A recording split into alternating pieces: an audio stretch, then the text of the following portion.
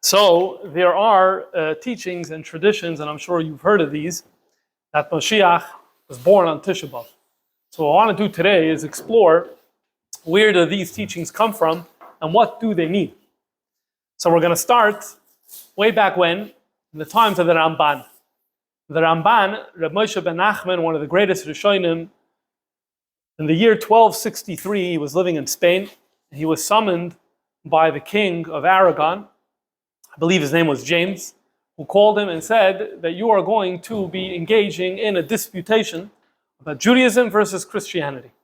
These happened from time to time during the Middle Ages.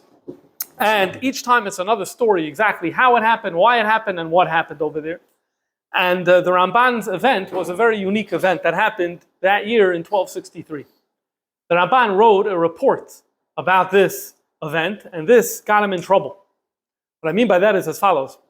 The Ramban wrote down what happened in Lashon HaKodesh, and this was transmitted in manuscripts throughout the generations until it was finally printed a few hundred years later.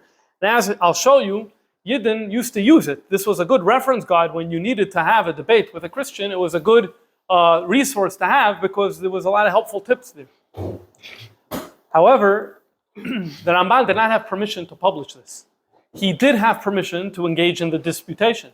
And he also said from the outset that he needs to have freedom of speech, which he was granted at the time.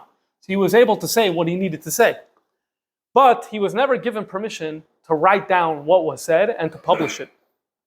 And so, I believe one of the mendicant orders, maybe it was the Franciscans or the Dominicans, I don't remember, but these are very passionate young Christian people dedicated to those ideals.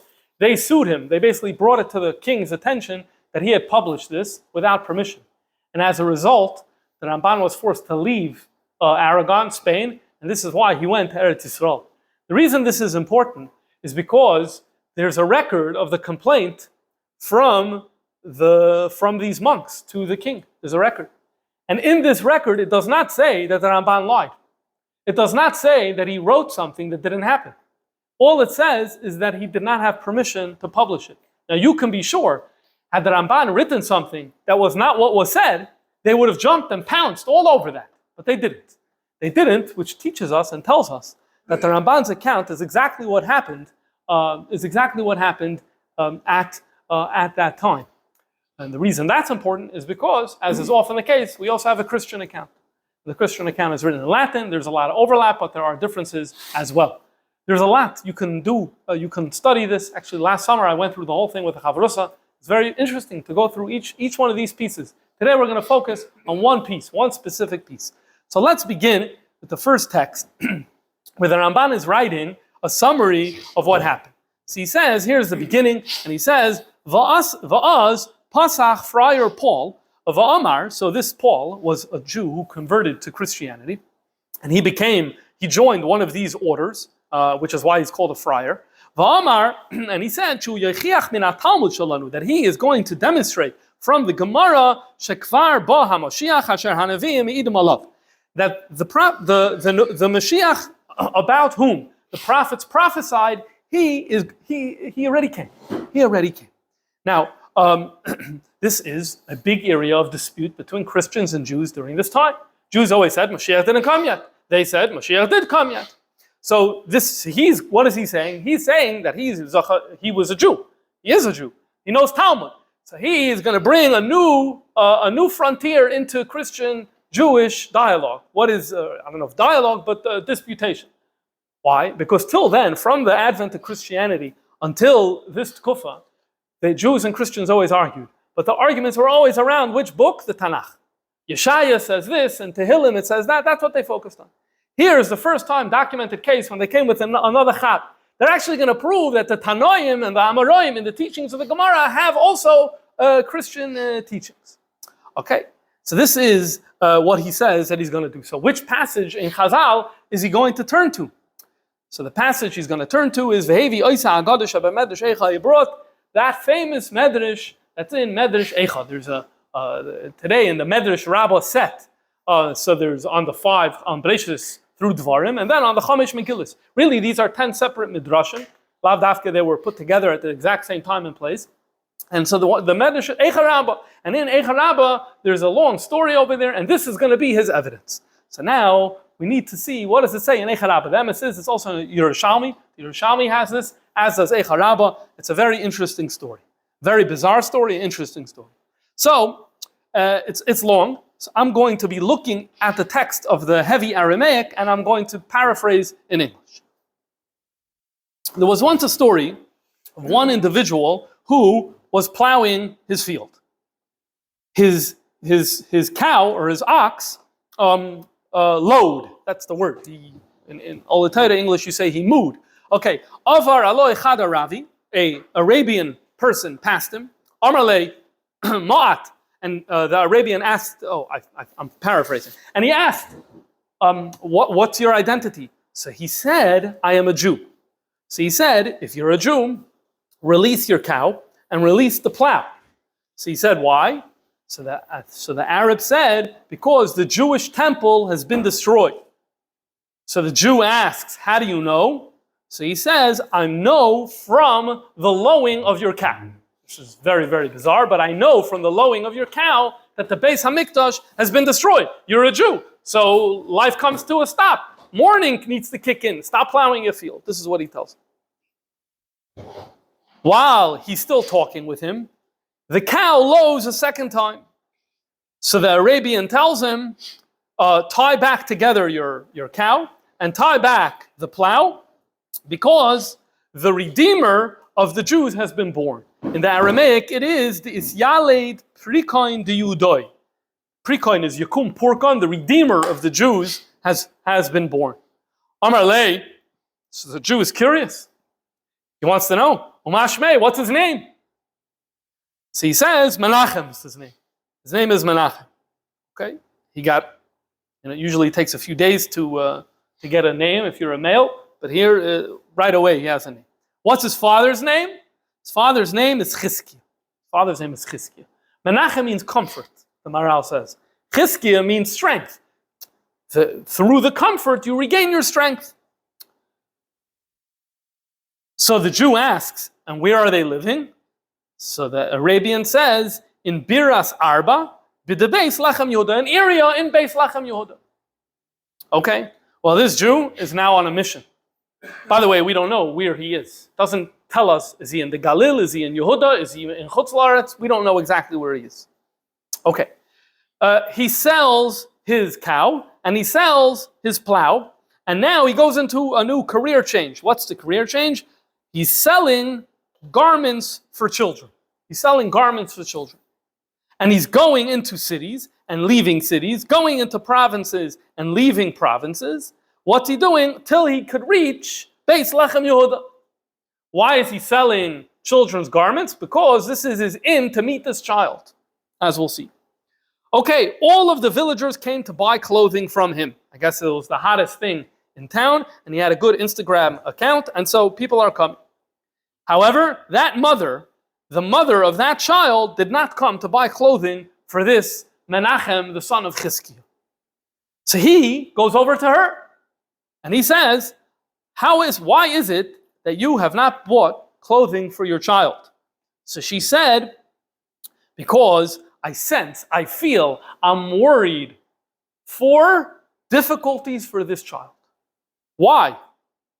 Because he was born in the wake of the Churban Beis Hamikdash. So in other words, you want to talk about a bad omen? You want to talk about bad luck? It doesn't get worse than this. A child who's mamish born at this man at the time of the Churban Beis Hamikdash, like a terrible fate's going to be await him. In fact, in the Yerushalmi, when it has this version, it adds words where the mother says that I even want to try to take his life. Okay, that's how extreme. Okay, so the Jew tells this woman and says as follows: we rely on the Creator of the world, that the Beis Hamikdash was destroyed when he was born. It will also be built due to his birth. Okay, in the Aramaic, Da'al rigloi charav va'al rigloi misvene. It was destroyed with him, it will be rebuilt with him. So he said to her as follows: you didn't come buy clothing from me. Here, just take. take for your child some clothing, and when you get the money, in other words, she was very poor, when you get the money, come back and you will pay me in a few days. And she went, and she went away. After a few days, the man says, let me go and see what is going on with this child. So he comes to her. He comes to her. He says to her, what's going on with the child? Hahu yenuka maika avid. What is going on with this child? Amrale, she says, didn't I tell you that I sense a bad omen here? Why? Deminahi shaita, from that time, you ready for this? Asyan ruchin v'il ulin, storms and wind have come. Ta'anune, have lifted him up, va'azlin lahoin, and he has gone. In other words, he's been taken away. He's been taken away. This is what the mother says happened to her child. Amar la, so he says to her, instead of feeling defeated, instead of feeling deflated, like, oh, what does he say? No, didn't I tell you? Didn't I tell you? Didn't I tell you that just as he's associated with the destruction, so too he's going to be associated with Binyan Beis HaMikdash, with the rebuilding of the Beis HaMikdash? In other words, him being taken away in this miraculous way is a preparation in some way for him to actually serve in his role as being Moshiach. So she feels that this is terrible and horrible. He thinks this is absolutely great. Obviously, the story is bizarre. If you were to make a list of questions or points of how many things are weird in the story, it wouldn't be difficult to come up with 10. There are many of these particular points. But let's circle back to the framing that we're doing here. This is being cited by Friar Paul in 1263 in Barcelona to prove that what? What do you see? Moshiach came. Moshiach came already. The day of the destruction, he was born. Jews have been going around and always saying that we're wrong because Moshiach didn't come. Here you have a text from Chazal. It's not a Gemara. It's not a Bavli, but it's a Yerushalmi. It's a Echarabba. It's Chazal. And here we see that he came already. So how is the Ramban going to respond to this? So the Ramban says as follows. Let's go to number 3. Va'an v'oimer. And the Ramban says, Ein himamin b'hagadazu. I don't believe this Midrash. I don't believe this Midrash. Avorayehi lidvara. It proves my case. I don't believe it. Number 1, I don't believe this Midrash. Number 2, it proves my case. So that person, Paul, started yelling. He denies their books. He's here as a rabbi, supposed to be what? Defending Chazal, right? And what's he doing? He's basically saying he doesn't believe in a text from Chazal, so he can't be the spokesman. I'm winning here. Ramban comes back and says, Amarti, the emes, indeed it is true. She'eni mamin shanoilad haMoshiach b'yom ha'churban. Let me explain what it means. I don't believe that Moshiach was born on Tisha B'Av. Let's just stop right here. Was Moshiach born on Tisha B'Av or not? Right now, our first voice, well, we have the Midrash that implies yes, but our first voice, other than the Midrash, is Ramban, who says no. I don't believe he was born on that day. You have this Midrash. And this Midrash, either it's not true. Or it has a deeper, hidden, esoteric meaning. The second point, we're used to that. We're used to this. We're used to the idea, say about psukim, to say that a pasuk is not literal, that there's a deeper meaning, and also for teachings of Chazal to say that although on the face of it, it sounds like it's saying this, but really what it's saying is a much deeper, an esoteric concept. So that we're used to. The truth is that there wasn't always agreement among Gedolei Yisrael whether to take the metaphor route or not. Some people were for it, some people were against it. We'll talk more about it soon. But suffice it to say that Ramban was completely comfortable with the metaphor route, and he said, so the whole thing could be a mashal. And if so, it literally never happened. And so therefore, Moshiach wasn't born. The whole thing could be a mashal. What we're less used to is the thing he says right before that. That I don't believe this Midrash. What does that mean? What does that mean? A lot of ink has been spilled on this particular passage of the Ramban. A lot of people have been discussing. I think the simplest way of understanding it, and the truth is we find a few passages from the Rambam that are similar, where he says something similar. And I once heard Rabbi Chaim Rappaport talking about it, and I think he framed this in a way that makes a lot of sense. Let's take a step back for a minute to talk about a Yesodistic question. we're all used to the idea, if it says this in the Gemara, if the Gemara rules a person is chayiv, end the story, the person is chayiv, end the story. Now we have to ask ourselves a question, why? Why can't a person later come along and say, the Gemara said chayiv, but I have a better pshat, I think the answer is really potter. So we don't do that. The Rambam says, as an Akdama to Mishnah Torah, anything that's in the Talmud Bavli as final law, we all accepted it upon ourselves, end the story.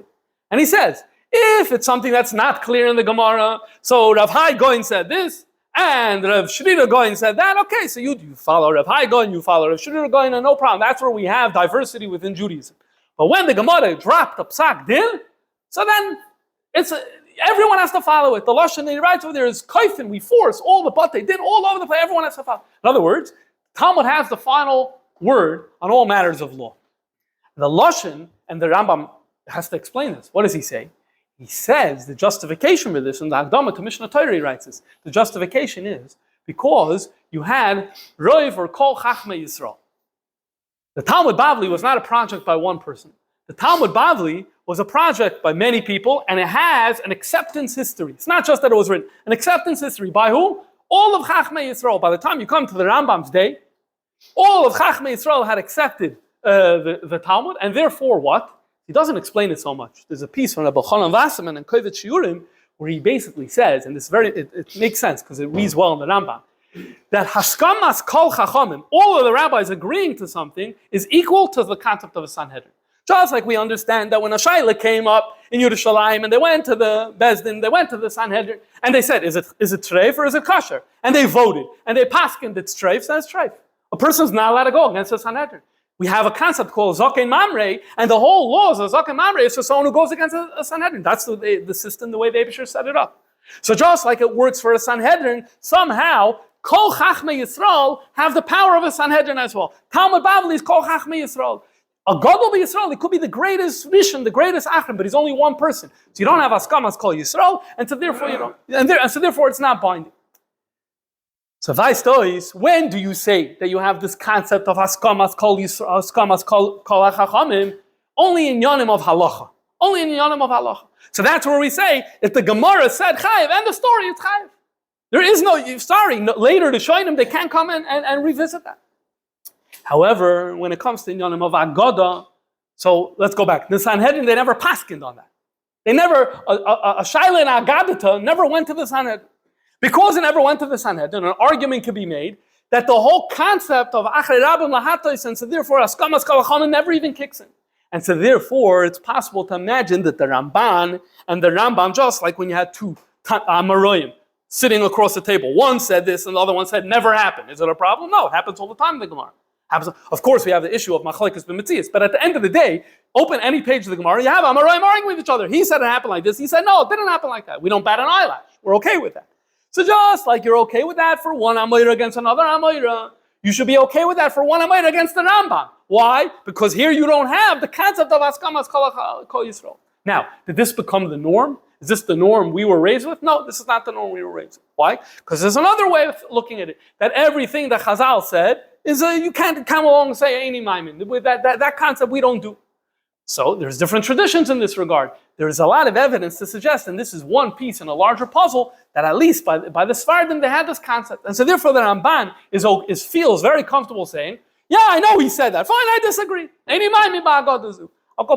think from looking around, I think this is the most reasonable way of understanding what's happening. Okay, so again, what's he saying? I reject this Midrash. Either I reject it, or I'm going to turn it into a metaphor. But I'll nonetheless accept it literally like you say. Why? Ki rayali. It proves me. It proves my case. Why does it prove my case? Because this is talking about someone who was born when? The year 68, 69, 70, whichever year of the Churban. By all accounts, that's after the time of Yeshua HaNotzri. So if Moshiach is born in 68, 69, 70, so that doesn't work for the Christian claimant. So therefore, I'll run with it literally. This is what the Ramban says. It's a raya for my words. Okay, so then one of the judges who's there says, that's not the question. The issue for debate now is not any one person, any one name. We're not talking about this person or that person. We want to ask a simple question. Did Moshiach come here yet? Yes or no? And here you have a text that says yes, but Jews are always going around saying no. So Ramban has to answer. So what does Ramban do? So he says as follows. Loi amru chachamim sheba. This Midrash does not say the Moshiach came. Avo amru shenoilad. It says that he was born. Hayom shenoilad Moshe Rabbeinu loi ba v'loi haya goyel. Moshe Rabbeinu was born. On the day that Moshe Rabbeinu was born, would you say Moshiach came? You have to be a fool. Jews are still suffering. You can't say the Moshiach came. He wasn't a redeemer. He was born. When can you say Moshiach came in the story of Parah? When he comes into Parah's throne room and says, that's called Moshiach coming.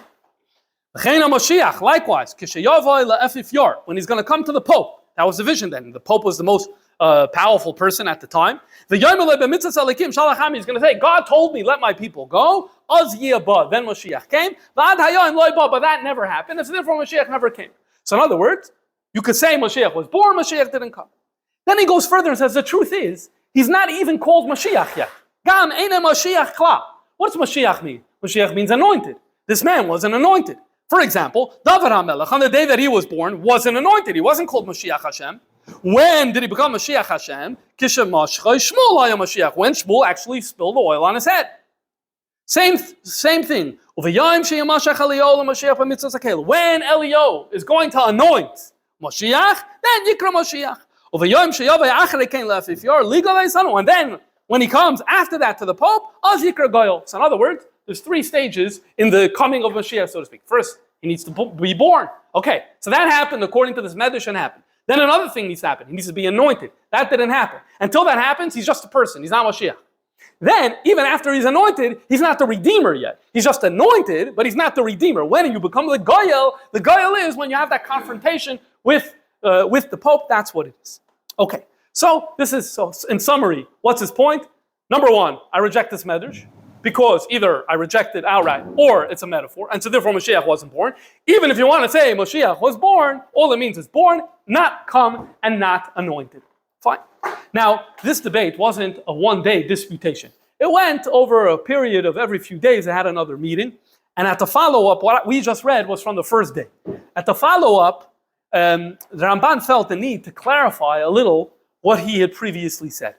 And he clarified one line. He said, if you look at text 4, on the 4th line, you'll see, he writes here, V'yesh lanu chachamim shekasvu, shamashiach lo yivaled ad korev lizman haketz, sheyavoy lohitziyenu min hagolus. We have rabbis who wrote Moshiach is going to come all the way at the end when Golus is over. What's he doing here? Yesterday, at the first session, what did he say? He said, I don't accept that Moshiach was born then. It's a metaphor, or I just don't accept it. Okay, so then what do you accept? When is Moshiach? What's your alternative model? Oh, my alternative model is, there are sources. He didn't say what they are. We'll see, it's going to become clear as we move along what those sources are. There are sources that imply that the day that he's going to come, that's when Mashiach is going to be born, into that generation. Okay. And Al-Kain, and so because I have those sources, therefore that's why I don't believe this. In other words, it's not because it's a fantastical story. That's not the reason. I'm not accepting this because I have a different Mesoira. I'm being whimsical. I have a different Mesoira about when Mashiach is going to come, and so therefore it's not compatible with this Midrash, and therefore I'm doicha this Midrash and I accept the other stuff. Now, the continuation over here, what happened was that the king intervened. King James comes in and he says, although he wasn't supposed to be part of the debate, he asked 2 questions. He asked, so if you follow this model, Moshiach was born, we'll just say around the year 70. So now we're in the year 1263. That's an awfully long time. Human beings don't live that long. This is the question that King James asked the Ramban. So now the Ramban, this already he asked him in the previous session. The Ramban now gives the answer. He says that, what's the whole inyan of Misa? The whole inyan of Misa is a result of the Chet. The result of the Chet. Okay, Mashiach represents rectifying the Chet. Mashiach represents getting past the Chet. So therefore, Mashiach, as the person, the Chet doesn't touch him.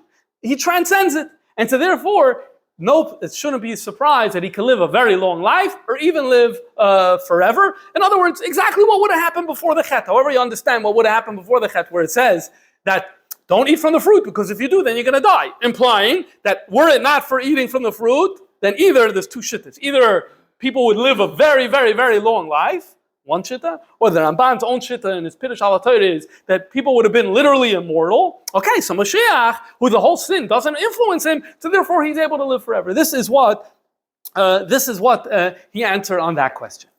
Then he said, and so where is he now? Where is he now? So he said, where is he now?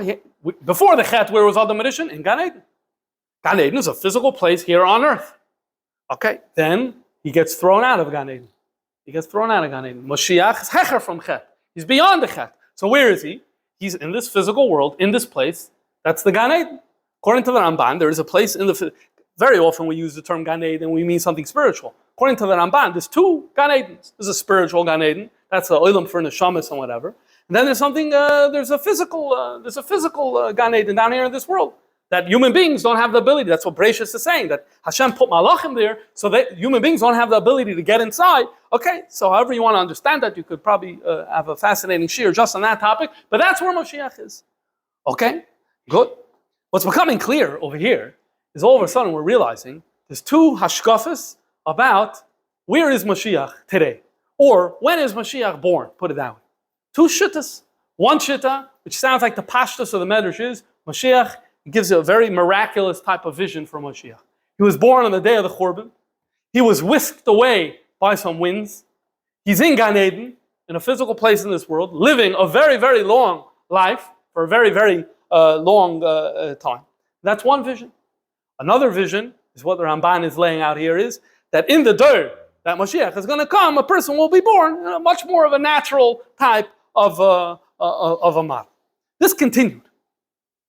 If you go to number 5, this is way ahead later on in the debate. And now what Friar Paul does is he says, Ani avi raya, I'm reading on the 3rd line. Ani avi raya mechacham gadol shalahem. I'm going to bring a proof from a great rabbi, a great Jewish rabbi. Lo hayalem kamaisei hayom daled me'ashana. They haven't had such a great rabbi in 400 years. Ushmai, and his name is Maestro, which is the honorific, Mister, it's a similar word, Moshe de Gipti, Moshe of Egypt, Gipti, Egypt. So in other words, I'm going to quote the Rambam. And Jews haven't had such a great rabbi for 400 years. So some people have looked into what exactly did he mean, what did Paul mean? So he meant the Rasag. The Rasag was born around 380 years before this event. Reb Sadia Goin was a superstar Goin. And so he's comparing, he's saying, since then, they haven't had such a great rabbi. And what does he say? He says, Ki Mashiach yamus v'yimlech b'noi uven b'noi achrav. Mashiach is going to die.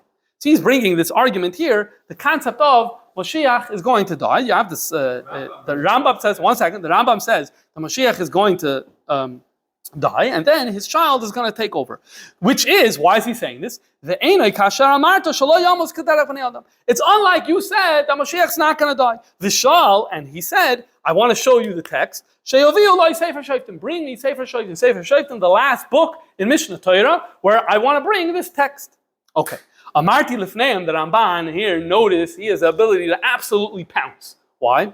Because the Ramban knew Rambam, and he knows Sefer Shoftim, and he knows Hilchos Malachim and what it says over there. Ein b'Sefer Hahu Kain. This is like the worst. This is a nightmare if you're in a debate, if you're in a dispute, and you quote from a book, and then the other side knows that it's not there. That's a nightmare. And that's what happened here. Ein b'Sefer Hahu Kain. It's not there. Or as we say in modern English, Rambam. That's what happened here. Okay. What happened? The truth is there is such a Rambam. It's just he made a mistake. It's not a Mishnah Torah. Rambam writes this in Pirush HaMishnayos, in the Hagdama to Perek Chelek. He writes, Moshiach is going to come, the world will be redeemed, and then he's going to pass away. And then who's going to take over? Moshiach's son's going to take over. Just like David, Shlomo, that type of model. In Igeres Tchias HaMeitzim, the Rambam writes this again. In Mishnah Torah, the Rambam doesn't touch this. He doesn't write it. It doesn't come up at all. So, no, doesn't say the Mishnah Torah. So, the Ramban says, it doesn't say it there. I agree. Yes, some of our rabbis say this. Why? And here he comes back to this model. The Midrash Shitta is, number 1, Noila b'yam ha'churban. Number 2, V'yichel ha'olam is living forever. Das Balei Pshat, and if you follow Pshat, then you have a different model. Sheyivaled Korov Lekeitzagula, you're going to be born close to the end. V'yichya Hashanim Rabbis Mizbar, have a very long life. V'yamos b'chavod, he's going to die a dignified death. V'yanchel kisra l'bnai, then he's going to pass the crown on to his child. V'chavar amarti, ki bazani mamin, I would take this second path. Okay, then they brought the book, V'yiviu ha'sefer ha'shashal, they bring the Rambam, he looks, he's flipping through the pages, and he can't find it, and it's an embarrassing moment for Paul. But what do you see here? It's filling out the vision. It's filling out the vision. You have the miraculous vision, you have the pshat vision. The miraculous vision is, again, born on the day of the Churban, whisked away, hiding in Gan Eden, living a very, very long life, and immortal, never dying. What's the other model? Now you have a full picture of the other model. The other model is someone who's born in the generation that he is going to come, and he's not immortal. He passes away at a certain time. These are the two models that we're getting about Moshiach that surfaced from this disputation that the Ramban had. So to come back to our question, was Moshiach born on Tisha B'Av? Answer is, it's machloikis. It's two different opinions. It's totally in what your vision of the Moshiach situation is. Okay, that's all scene one. Let's now jump ahead a few hundred years to Barbanel. Barbanel wrote a lot about Moshiach, and in the Sefer Yeshuas Mashiachai, he addresses Ba'arichis this Midrash of Eicha Rabbah. Let's read a little what he says. Hine ha'Aggadah azois hikasha lahoma me'oid. It is very hard to handle this Midrash. Where do we find that there should be prophecy in oxen? And if indeed this Arab was able to interpret what the ox was lowing, this prophet is greater than this Arabian person, is greater than all of the other prophets, because none of the other ones on record are interpreting what a ox is saying when he's just issuing sound. Okay, then he says, V'zois hayaha Aggadah shashal Friar Paul hamefaker aleo la Ramban bihisvakcho imoy. So here you see, Abarbanel has the Ksav Yad of this. It wasn't printed in his day, but he has it in manuscript. This document of what came up in times of the Ramban. He's aware of it, and he says this issue came up then. He also goes on to say that he's not so sure that the Ramban gave the best answer. He feels that maybe it wasn't the best answer. I'm not entirely sure what he wasn't so satisfied with, but this is what he says. Then he goes on to say, I'm going to explain in one of three different ways. So he says like this. Here are the three ways you can interpret this Midrash. Look what he says. Which is bilti maspik or bilti nochenetzli. It's insufficient and it's wrong, but it is a way. Why is it a way? Look what he says here. Look at this line. This is the derech of the Ashkenazim. Abarbanel is aware about the Ashkenazim. And he knows that you don't have this whole approach of metaphorizing a chazal. You don't have it over there. You don't have it by Rashi. You don't have it by the Balei HaTosfos. You don't have it by the Yechiel of Paris. We don't have this. So if you're going with that, so you go literal. So what's literal? Indeed, the Midrash is literal. He's going to live for a very long time, and he's in Gan Eden. And the Ramban said that this is the correct approach. In other words, what's the original intent of the Midrash, which the Ramban himself doesn't accept, is this pirush of Pshat. It's very interesting the way he frames this around, that this is the Ashkenazim. The Ashkenazim do this. Soon we're going to come to the Maharal. And the Maharal lived in the 1500s, and he's Ashkenazi, 100% Ashkenazi.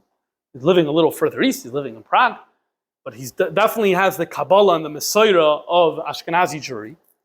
And in many of his Farim, he's writing that the Aggadahs are Shaloi Kupshuta. He's writing they have a deeper meaning, Pirusha Pnimi, they have a deeper... So, what's interesting is that there's a Midrash that Adam that Adam had relations with every single Chaya and Behema before he had relations with Chava. Rashi brings it ala Torah. The Svardim, they all say it's a metaphor. Many of them say it's a metaphor. It's a very uncomfortable type of Midrash. It raises so many questions. So you just say that it's a Midrash, and they give different interpretations of what it means. So the Taz, the Maharal also does. The Maharal is like, I think he's the first one that's from the Ashkenazi yeshivas, but he's starting this path of making a pirush hapnimi on these things. So the next generation, you had the Taz. The Taz has a sefer, the Divrei David ala Torah, and he writes over there on this Midrash, I know that the Maharal says that it's a metaphor, whatever, but I don't accept this. And his lashon is ve'ein lanu lahafkia divrei chachamim mi pashtan.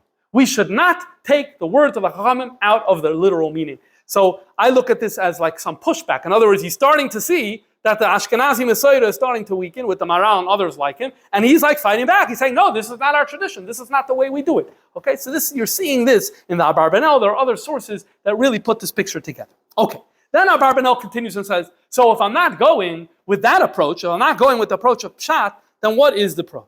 Oh, sorry. He's going to give his approach in a second. But first he gives ha'ara, very interesting ha'ara. He says, if you're going with that approach, we're going to call it now the Ashkenazi approach. Why not? It's a good name. If you're going with the Ashkenazi approach, I have a better way of taking it. Why say that Nebuch, this Moshiach, is living for 1,000 years all alone in Gan Eden on a Shama Beguf in Gan Eden in this place? Say better. Say he passed away. Say he passed away. And he went to Gan Eden Haruchni. He went to Gan Eden Haruchni. And when Moshiach needs to come, he's going to come back. I have no problem, he says, with the idea of Moshiach coming from the dead. And he brings the Mekoides and the Gemara, that's pretty clear. In Sanhedrin, the Mashiach could come from someone who passed away. So he says, V'im basi lefarsha lefi pshuta, yoiser ha'yisi boicher loimar, shameis ha'mashiach hahu, ba'avei na'adarahu, say he died. V'nivdal mitoicha ed ha'ra, he was completely separated from the physical world. V'us manashe began Eden shomayla, the supernal Gan Eden. Uchafizeh b'shuva Hashem eshiva Sion, yos malach ha'mashiach, and then he's going to become Mashiach. All right, then he says, don't be bothered by Mashiach passing away because he doesn't see an issue with that. Fine. So now we have a twist. We have an Ashkenazi way, and then we have an Ashkenazi way with a Barbanel's twist. Okay, either way, Mashiach was born on Tisha B'Av. The shaila is if he's still living or not. Then you have his way, the Ramban's way. What did Ramban? Ramban said, I'll reject the Midrash. Notice, Abarbanel doesn't do that. Abarbanel does not feel that he has the ability to do that, and he doesn't do that. You have to check to see if this is something that you find in other places by Abarbanel as well. But he runs with the metaphor. He runs with the metaphor. And he writes, okay. And he goes on and says, this is very normal. The Chachamim would do this all the time. They would say things that were extremely zany. Why? Because it's a trigger for you. When you're reading it, right? If I write something that sounds normal, so it sounds normal, so you move on. If I write something that's crazy, and you know that I'm a smart person, so it's going to cause you to pause. And that's what the Chachamim wanted. They wanted you to pause, and so this is why they did it in this way. And then he says, because it's like such a zany story, it must be that there's some deep messages about Golus and Gula that's embedded over here. And then he says, I'm going to tell you 10. I'm going to tell you 10. And he has this whole long list. Okay, one sample. The Halimud Abei is the second lesson that we derive from here. The Ramzu Bazeh, second line of the last paragraph of Abarbanel. Lechatas Yisrael, the very moment when the Beis Hamikdash was destroyed due to sins, God, that second said, I'm going to bring him back. I'm going to bring Moshiach. Ligoil es amoy. So, in other words, when people sometimes get into a dispute, there's like, I'm really, really mad. So I did something I expressed anger, right? Maybe I did something violent. Okay, reconciliation could happen, right? But that's tomorrow. That's in 5 days from now. That's in 5 years from now when I calm down, now I can reconcile. So you could imagine an interpretation that the Churban Beis HaMikdash is like, the Eibishter is really mad with us, and so therefore you have the Churban Beis HaMikdash. What's in the future? Don't bother me now about the future. I don't know about the future. Let me calm down, then we'll talk about the future. Zakta Barba, no. The very second of the Churban Beis HaMikdash, Eibishter is already saying there's going to be reconciliation, and we're going to bring it back, and Moshiach is going to come. And on that thought, that's what he's saying, on that thought, that arose in God's mind, that there is going to be a redemption, that's called Leidas HaMashiach, and that's the metaphor, and that's the message that we have over here. So Ramban said there's a possibility of a metaphor, but he never explained what it is. Abarbanel lays out 10 possibilities, and we just saw one. All of this is from 3 paths. He gives us the Ashkenazi path, he gives us the metaphor path, and then he says there's another path, which we're not even going to get to, and he said, and it's also metaphor, okay? So I don't fully understand the difference between path 2 and 3. They're both metaphor. It doesn't matter. We're just going to leave Abarbanel as 2 for the purposes of our conversation. Okay, so now we have 2 models. And it really revolves around a simple question. Was Moshiach born? Was there a person who was literally a boy named Menachem ben Chizkiah? Was there such a boy born on Tisha B'Av, the year of the Churban Beis HaMikdash? So let's see how the Rebbe addressed this. Subject. So first of all, there are instances in where the Rebbe does go with a pirush primi. The Rebbe does take a metaphoric interpretation. In other words, there's a famous sikh, the Rebbe in Chelek Tezvav, where the Rebbe explains as follows. The purpose of Galus is not for Galus itself. The purpose of Galus is to lead to the Geula. So because of that, because Galus is the going back, in order to leap forward, you need to take a few steps back. So really, even the falling back, you're not really going back. It's part of your journey forward. So that is Merumaz in this story, that while the Churban is happening, Moshiach is born. The message here is that the whole concept of a Churban is actually leading into Moshiach. This is an example in a Sikha, and there's a few times where the Rebbe does understand it in a metaphoric way. However, it is pretty clear from a number of Sikhs that the Pirush Primi does not negate anything practical. Does not negate anything practical. Let's look at the Sikha of Motzei Shabbos Vayishlach Yutas Kislev Tavshan Lamed. Here the Rebbe says as follows. The story about the child being born on the day of the Churban is a physical story. It's Oidos Inyan Gashmi. Why? Because if you look at so many details there. The details is the argument for taking it literally. What's the raya? The Rebbe here quotes Gemara Meseches Baba Basra. The Gemara says, "So machlekes who Iyov is? Who Iyov is?" One shitta says that he lived in this generation, another generation. One of the Amoraim says, "Lo hoya v'lo nivra." This person never existed. Okay, the other Amoraim fight back, and they say that you can't say that. Why? Because it says his name, and it says Shmoi v'Shem Iroi. It says his name, and so it's almost like it's saying you wouldn't have in the Torah a story that says Shmoi v'Shem Iroi and it not being literal. So the Rebbe says, so the same thing would be here. You have a whole story with names and all these details. You can't say that it's not literal. Not literal. Okay, this is straight in line with the Ashkenazi approach. Okay, then the Rebbe makes a greater argument. That is the inyan of halacha. This Midrash, one of the signs to know whether something's literal or not, is do you take it seriously enough that it affects halacha. This Midrash, that Moshiach was born on Tisha B'Av, affects halacha. How is that? So the Rebbe says as follows. This material, this is from Vayishlach Tavshan Lamed. A week before Vayetze, the Likut and Likut Sichis was a Sikha on a topic. The ending, I think, has the longest ha'ara in the entire Likut Sichis. I think it's the longest. What happened was that the ending is is the bracha that we should have the Geula, we should have the Eschalta de Geula, and when they prepared the Sikha, they put in a whole thing and what we have today in Israel is not the Eschalta de Geula, even though that whole thing was not part of the Sikha. What happened is they knew of a letter that the Rebbe wrote to Rabbi Zevin a year or so before, and the Rebbe expressed this idea, and they're like, okay, we want to get this out to the public. What better way than to put it into a footnote on Likutei Sichos? And so they did that, and the Rebbe was Magiyah and gave it out for Parshas Vayetze. And these points, now it's the next week, and the Rebbe is now verbally saying it. What do we have? Why do we say Nachem and Mincha on Tisha B'Av? Nachem is Nachama. Now you're talking about comfort. Now you're talking about feeling better already. Why are we talking about feeling better and comfort on Tisha B'Av? In fact, it's toward the end of the day. There are sources that indicate that the Iker Churban happened toward the end of the day. So why are we having this? So you have from Reb Chaim Vital in the name of the Arizal, whose yahrzeit is today, that the reason is because of the fact that Noilad Moshiach Hanikra Menachem, so clearly alluding to this Midrash. That is why we're able to say Nachem, which is the same word, and we're allowed to talk about Menachem because it's the inyan of the time. It's relevant to the time because that's when Moshiach was born. Another thing, we do Kiddush Levana on Motzei Tisha B'Av. The Ramah and Shulchan Aruch actually says you shouldn't do it because Kiddush Levana is in of Simcha, and you shouldn't be having Simcha on Motzei Tisha B'Av. And the Poil, there are many Poskim who came later who said that no, we do it. Why? Because there is an inyan of Simcha. Why? Because Moshiach is born on Tisha B'Av. The Chidah, in one of his Svarim, talks about the fact that the women in Italy had this minig that they would start straightening up the house and cleaning up the house Tisha B'Av afternoon.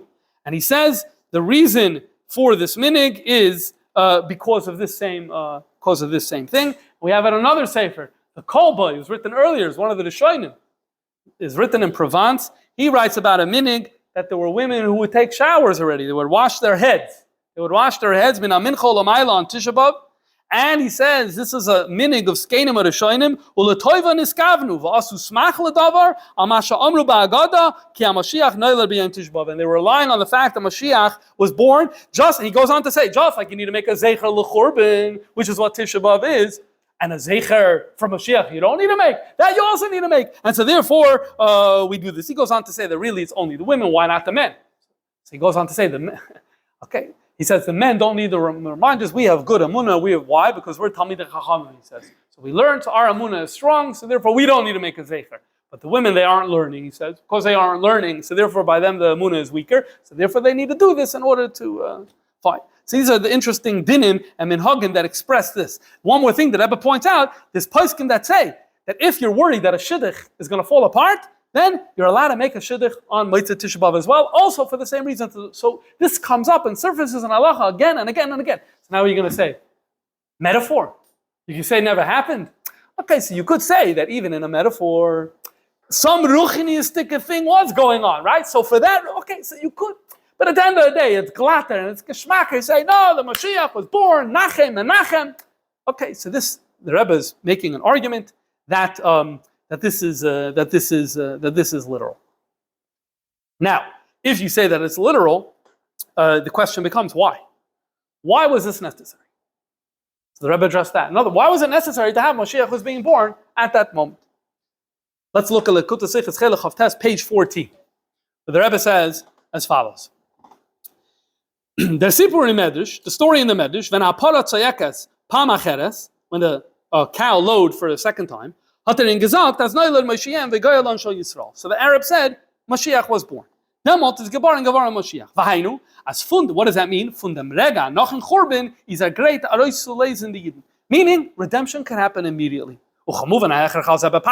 And let me explain why it must have been the case that Mashiach was born in that moment. Because tshuva, repentance, leads to immediate redemption. Mus Mashiach sign great, gleich in the rega shalach rekorban. He has to be loaded and ready to go. Tshuva could happen a minute later. In fact, there are sources that say that the highest potential of a tshuva was at the moment of the korban. Because could you imagine what Jews were experiencing? So theoretically, Mashiach could have come 4 minutes later. So you needed to have someone ready. So that's why I needed to be born then. Okay. Okay, so if that's the argument, now you're faced with the following challenge. How are you going to have a 1-day-old baby that's going to be the redeemer of the Jewish people? So in a footnote, the Rebbe deals with this. Although the lashon of the Midrash is that the child was born, how is it possible to have a conversation about a 1-day-old child redeeming the Jewish people? So what does the Rebbe say? Here you see the extent to what degree the Rebbe is going in the literal kav here. We have Midrashim, Bereshis Rabbah, Vayikra Rabbah, that talk about before the Mabul, children were developed much quicker. If you ever seen a video of an animal giving birth, so you'll notice that within a second or 2 minutes, a minute of the baby coming out, it's already walking. Human beings don't, right? So there is quicker development, there is slower development. Human beings, because of the way we're created, is a mile and a chsaron. The chsaron is it takes a long time to develop. There are other miles to it as well. So his saying is, there's midrashim that say that really we were a little more closer to the animals in this way before the Mabul. We're already on the day that children were born, they're already being productive. Okay, good. So maybe we'll say that, anyway, dealing with a miraculous story. So yes, a 1-day-old is going to be the redeemer of the Jewish people. Fine.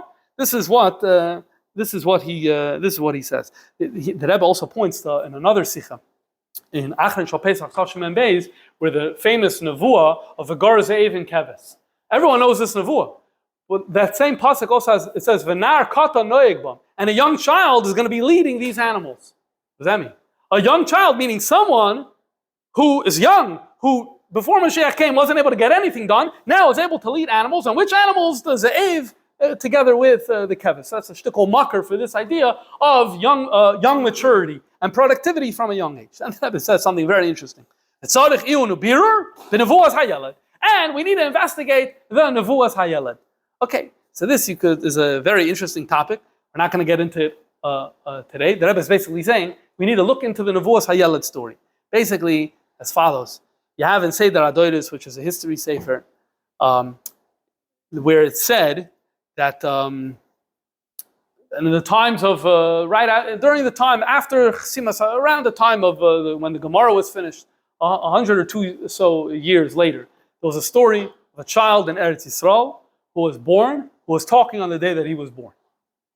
It comes down in it's not entirely clear when it was written and how it was written, but there is this tradition, and it was recorded and printed in different sfarim. So what the Rebbe is saying here is you need to look into this. Now, it's a little funny thing to say. You need to look into this. Why say you need to look into this? So in other words, although the Seder Adoros accepts it, the Chida in his Shem Agdolim, he writes that he's not so sure. He's not so sure if it's legitimate. Maybe it was written later by someone else. And the Tzemach Tzedek, when he's also in Sefer HaChakira, he also talks about miracles. And when he includes this, he writes Nevuas Hayeled, he puts it in Sugraim, he puts it in parentheses. Why does he put it in parentheses? Because also maybe he's not so sure if it's legitimate or not. So anyway, it's interesting because the Rebbe here is saying this is another example that maybe one needs to look into. The boy's name was known as Nachman Katufa, and the year that the Seder Adoros gives him for his birth is the year 485. 485. And the story continues that he spoke on the day that he was born, and then his father told him off, so he stopped. Then a few years later, he started saying a whole bunch of nevuos, and then he passed away right when it was done, and then someone recorded those nevuos. Okay, fine. Let's leave that for what it is. What time is it? 5 minutes. Okay, so there's more, but we're going to have to skip due to timing. And now I want to, there's a piece that we're missing here. It's a big piece that we're missing here. Because so far, what did I present? I presented that there's two approaches. One approach is the miraculous Moshiach who was born 2,000 years ago, and who is alive in Gan Eden, who is immortal, who was born on the day of Tisha B'Av. Okay? Or with our Barbanel's Kneit, you say that he passed away and he's waiting in Gan Eden. Fine. What's the other model? The way the Ramban said it. The other model is that the day that he's coming is going to be born. I have a feeling that if I asked you what's your opinion about this, you would say there's a third model. You say there's a third model. You would say something to the effect that in every generation there's a person who's born that has the potential to be Moshiach, right? You've heard this before. You heard this concept before. Yeah. It's been absent, completely absent from the conversation. Notice Ramban did not say it. Abarbanel did not say it. In fact, none of the early sources talk about this idea. So now I want to fit this third way into this conversation. In Tafshin Beis, 3 separate occasions, the Rebbe alluded to this teaching. Here's one example from Parshas Vayera, where the Rebbe says as follows: we have Moshiach today in a literal sense. How do I know? Ki yadua, and here the Rebbe is quoting, Shabachol der v'der noilad echad mizera Yehuda. There is someone born from Shevet Yehuda, shu roi liyos Moshiach li Yisrael, who is worthy of being Moshiach. Echad haroi mitzidkasa liyos goyal. He is pasik to be the Redeemer, and when the time comes, and God will send. These are quotes. The first quote, in the footnote, the Rebbe attributes to Pirush Habartanura L'Rus. Pirush Habartanura L'Rus, that's the first quote. The second quote, Chasam Sofer. So what are these quotes? So first of all, there's a lot of confusion about this. People assume, you hear Bartanura, that either it's the wine company or it's the Mechaber who wrote a Pirush on the mission of the Bartanura. Rabbi Vadim Bartanura, the one who lived in the 1400s, who wrote a Pirush on the Mishnayos, did not write a Pirush to Sefer Rus. But he had a nephew. He had a nephew by the name of Evadia ben Zechariah. They had the same name.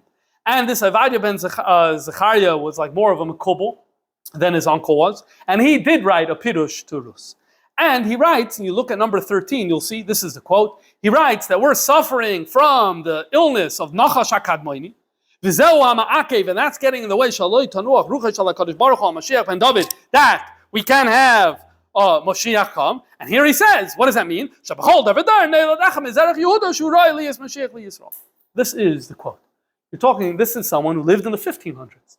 And he's putting down, as of now, it's the first source, as of now, he's putting down this idea that in every generation there is a potential person who's going to be Moshiach. And now it's just a question if the Eibusher is going to reveal himself to him or not. Yeah. There is a Gemara in Sanhedrin where you have many different people saying, different people Moshiach. And the emes is, I could have said this before, that the Ramban could also have been relying on that Gemara when he says, I reject Eicha Rabbah. Why? Because in that Gemara, you have a whole bunch of people, there's like 8 shittas. One of them says, Moshiach's name is Menachem Shmoy. So one fits, but the other 7 don't fit. So the Ramban could also say that I have sources in Talmud Bavli that to reject it, not only on his own accord. Yes, you do have that. And yes, you're right, that, as we'll soon see in a second, some haven't interpreted that as the source, though Rabbi Vadia, the nephew, did not bring that Gemara as the source for this idea. Others have done so. Before we get there, the Chassam Sofer, he, addressing this issue, he writes in his, he has a tshuva, and he writes as follows. I'm just looking for the exact quote that I'm looking for. He writes, okay.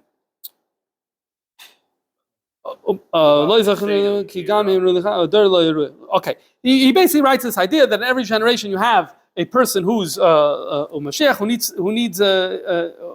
who's worthy of being Mashiach, and that leads into a question: what's a shaila? Shaila is, how come we have a Gemara that says Mashiach can come on Shabbos? There's an issue with Mashiach coming on Shabbos. What's the issue? The issue is Tchum Shabbos. The Gemara is trying to clear, saying Mashiach is going to come Lamayla Me'asara, higher than 10 Tfachim. Why is that? Because a donkey is higher than 10 Tfachim. If you're coming from clouds, it's higher than 10 Tfachim. So it's Lamayla Me'asara. So if you say there's an issue of Tchumin higher than 10 Tfachim, so Mashiach can't come on Shabbos. He wants to know, what's this? Why is there an assumption that he's coming from outside the city? Every generation has a person who's royally as Mashiach, who's living from amongst the people. Mashiach comes to him, he's sitting in shul with the people. He says, hello, everyone, I'm Mashiach. What Tchumin Lamayla Me'asara? Why is it? What do you see from here? So he goes and gives an answer. I don't want to do the Chassam Sofer's answer. What do you see from this very fact from this Gemara? That Gemara fits a little with this Eicha Rabbah. In this Eicha Rabbah model, where he's in Gan Eden, physical or spiritual, then yes, it makes a lot of sense to say that he's coming Lamayla Me'asara. He's coming Lamayla Me'asara. That Gemara stims a lot more with the Ashkenazi model. But you see already the Chassam Sofer following and what Rebbe Vadia is going with this idea that no, you have in every generation a person who's potential to be Moshiach. Then you have in these 3 times when the Rebbe in Tafshin on Beis quotes this, it's Vayera is one of them, Chayesara is another, and Vayetze. What's interesting about it is I have not found the Rebbe quoting this before that. And I can't say I looked everywhere. It would be very interesting to see if other people can find where the Rebbe relied on this teaching in earlier years of the Tzias. But in Tafshin on Beis 3 times, and each time he's saying quote, and cites the Bartanura, cites the Chassam Sofer, and cites a Stei Chemed. The Stei Chemed has this piece from Rabbi Aryeh Leib Lipkin. He's famous for being the nephew of the Rabbi Yisrael Salanter. Yisrael Salanter's last name was Lipkin. And he was a Rav in Lita, and he had correspondence with the Stei Chemed. So he wrote to him, and he addressed this issue. And he basically said, and that's the Pshat and the Eicha Rabbah. You want to know the Mashiach that was born on that day? Not like Ramban, that it's a miraculous Moshiach who's hiding in Gan Eden, who lives for thousands of years. No, that's not what we're talking about. It's the Moshiach that was born in that generation. If the generation would have been Roy for Moshiach in that generation, then that it would have been him. But Paul, he passed away, so it's not him, someone else. That's what Aryeh Leib Lipkin is writing, and the Rebbe is being Mitzayin in these 3 sikhs to this piece in the Stei Chemed. So in other words, what happened here is as follows. We're asking the question, is Mashiach born on Tisha B'Av? Until now, it was very clear. You could only say he was born on Tisha B'Av if you're going with the miraculous model. That's the only way you can say he was born on Tisha B'Av, the Ashkenazi model, you could say. In the Gufa, we have 2 Oifanim. One, that he's still in Gan Eden, the physical, or Abarbanel, he passed away in the spiritual. What was the other alternative? Other alternative is you have to reject the whole thing, or it's turn it into a metaphor. No Mashiach was born on Tisha B'Av, and that's the Ramban's model, and that's Abarbanel's model. What do we see now? We see now and it's interesting how this idea developed late. And yes, you're right. You could maybe say that it has roots in the Gemara, but ultimately he's the one. Lipkin is the one who turned to the Gemara. He's the one who says the Gemara is my raya, and because today's Hayir, he also I want to point out that he writes, and that's why in every dur the people were saying about their Rebbe that he was Moshiach.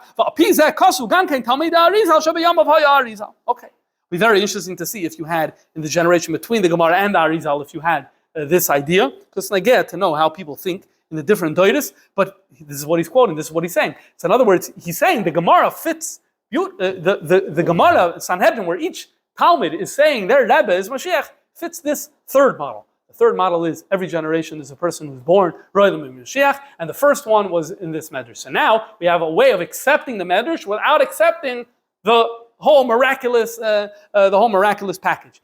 How are you going to interpret it that what happened to the kid at the end? He was taken away by the wind or whatever. Okay, so maybe that you're going to have to turn into a metaphor. I don't know. I didn't work out all these specific details. Now, what's interesting is, and here's where we're going to finish, is that the MS is, there's an earlier makar for this idea, and we don't get this often. The earlier makar is a vikuach, another disputation. We spoke about a few weeks ago, when we spoke about are you allowed to calculate the kitzin, and we spoke about the disputation in Tortosa. Tortosa is a city in further south in Spain. And there was a disputation that went over the course of a year and a half, 1413, 1414. And this was a very difficult disputation. The rabbis did not have freedom of speech. And the Pope was there, the anti-Pope, Benedict was there. We spoke about it at Shaita. We don't have to go through all the details. But what happened there was that the convert brought this medrash again all over again. And the first thing they said back, and you see, Moshiach was born, you guys say he didn't come yet, but here you see Moshiach did come. So the rabbi responded and said, they dealt with this already in 1263.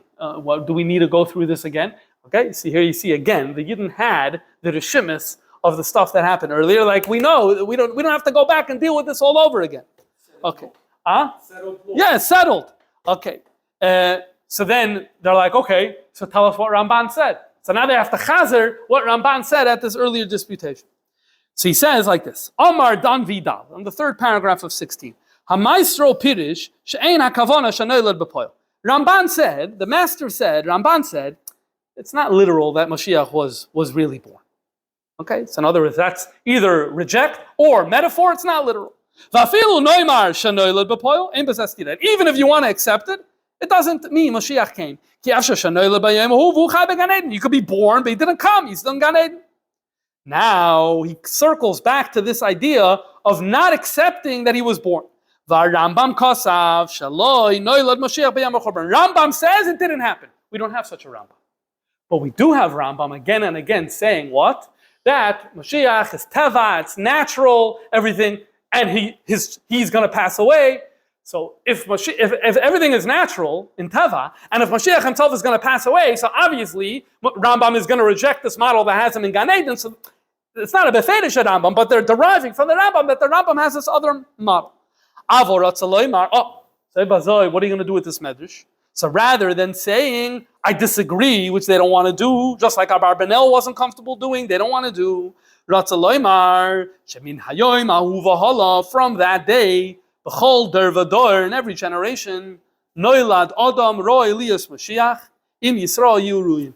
From that day, in every generation, a person is worthy being Mashiach if the Jews are worthy of it.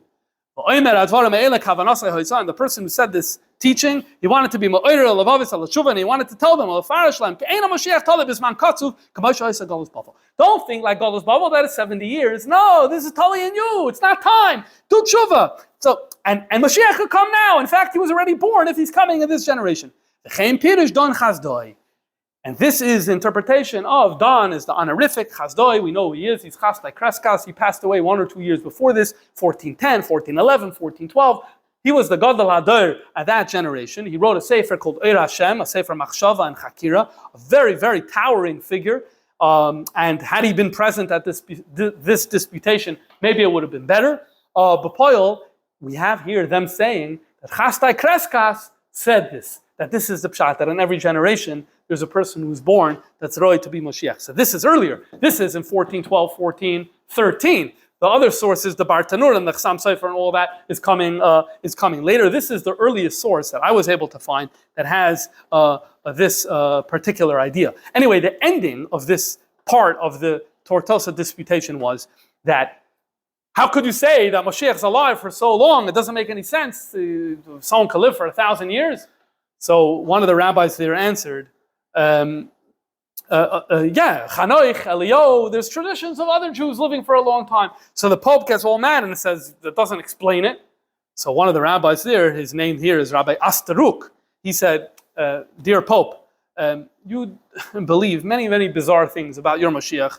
Do you mind us believing just one bizarre thing about ours? Anyway, that didn't go over too well. The Pope was really mad. Remember, they didn't have freedom of speech at the time, and it was like a whole crisis where they had to work this out and settle this issue. Anyway, this is the Tortosa disputation. The reason we have it is because there's a Sefer Shevet Yehuda where he wrote the first 5 sessions. What was said was presented in this time. Anyway, so now let's just tie it all together. So the bottom line is that we do find the Rebbe going in the kav of taking the Midrash Kipshutoi, but it would seem, based on the material that we have from Toshanon Beis, that within Kipshutoi it's lav dafke the Gan Eden model. Lav dafke it's living for 1,000 years. Rather, it's the model of the person born in that generation. So in summary, was Moshiach born on Tisha B'Av? So the answer is, it depends. You have a model that completely rejects it and says Moshiach was not born on Tisha B'Av. Maybe some energies, Moshiach energies happened or things like that, but no, Moshiach was not born. That's Ramban, that's Abarbanel, that's the Rambam. That's one approach. Another approach is the Ashkenazi model. He was born, and he's a miraculous type of figure living either in this physical world or as Abarbanel modified it in Gan Eden, Haruchni.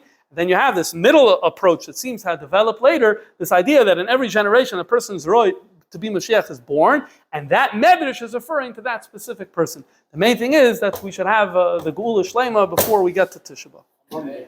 I didn't say before.